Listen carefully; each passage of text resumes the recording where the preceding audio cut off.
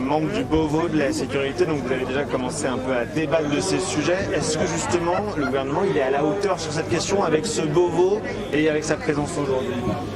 Écoutez, la présence du ministre aujourd'hui est un peu étrange parce qu'on ne peut pas être à la fois juge et parti et dans le soutien depuis la base et puis dans le commandement depuis le haut. S'agissant du Beauvau et de l'ensemble des réformes qui ont lieu en ce moment, parce que la question de la sécurité dans ce pays, c'est de nombreux textes, c'est une avalanche d'initiatives, c'est une loi de programmation qui est annoncée, c'est un livre blanc, c'est le Beauvau. Voilà, donc je pense que les policiers ont un peu du mal eux-mêmes à s'y retrouver. Et notre sujet à nous, socialistes, c'est de poser la question de la continuité entre la question de la sécurité vue depuis les forces de l'ordre et puis vue depuis la justice, parce que ce sont finalement deux administrations, deux institutions qui sont en souffrance. Les policiers parce qu'ils sont victimes de la violence et la justice parce qu'elle est victime d'un manque criant de moyens. Donc pointer du doigt l'insuffisance de la justice n'est pas suffisant. Il faut qu'on ait un vrai continuum pour le coup. Police, justice, société, et finalement la société c'est le grand absent, la grande absente du Beauvau de la sécurité. C'est ce que j'allais vous dire quand on vous interrogeait au début du Beauvau, vous disiez la population c'est la grande absente exactement, et en plus là on entend qu'il y a un malaise, un mal-être avec cette rupture entre cette population et les policiers. Comment on l'explique et comment on lutte contre ça? Je pense qu'il faut recoudre le lien entre la République et la police de la République, entre les citoyens et ceux qui sont là pour les protéger.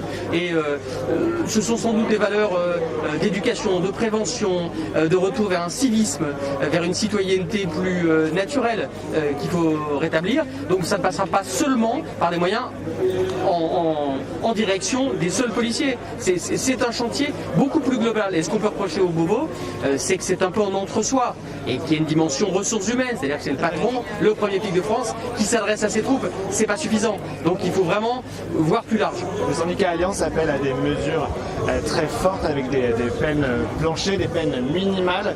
Est-ce que c'est quelque chose que vous pourriez leur dire banco, on les vote? Enfin, moi je suis pour quelque chose qui fonctionne. Et notre position à nous, socialistes au Sénat, c'est de trouver des solutions qui fonctionnent. Les peines planchées, on a essayé, ça n'a pas marché. Donc vouloir toujours taper plus fort et durcir n'est pas forcément la solution. La solution c'est sans doute moins un durcissement qu'un partage de la question de la sécurité entre les policiers, entre la justice, avec la société. Donc à mon avis il faut penser au-delà de cette simple volonté de durcissement qu'on peut comprendre chez les policiers, mais nous responsables politiques, on n'a pas endossé toutes ces revendications-là. Il faut qu'on cherche des solutions sans doute plus larges et qui intéressent l'ensemble de la société et pas seulement les seuls policiers. Un dernier mot sur la présence de la gauche à cette manifestation. On a vu de la gêne au sein par exemple des rangs du PCF avec la présence de M. Roussel. Qu'est-ce que vous en pensez? Est-ce que la place était naturellement ici pour les socialistes? Écoutez, nous sommes là parce que c'est un témoignage de soutien à une profession, à des agents du service public qui sont en détresse, qui connaissent les attaques, les agressions, la mort parfois.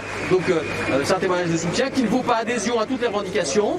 On n'a pas à être gêné à soutenir la police de la République. La police de la République, elle doit être au cœur de la République et je pense que c'est naturel que les partis politiques soient là.